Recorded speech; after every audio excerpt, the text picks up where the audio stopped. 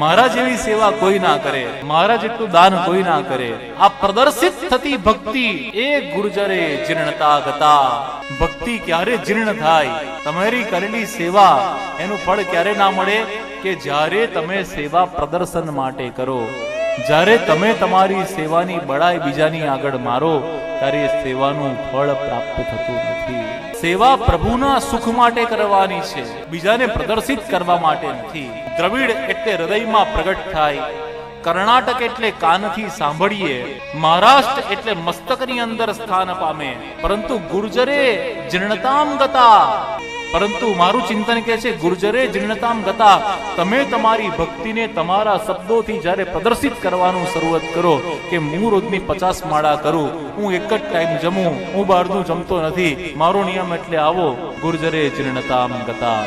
તમારી ભક્તિ જીર્ણ થઈ જાય.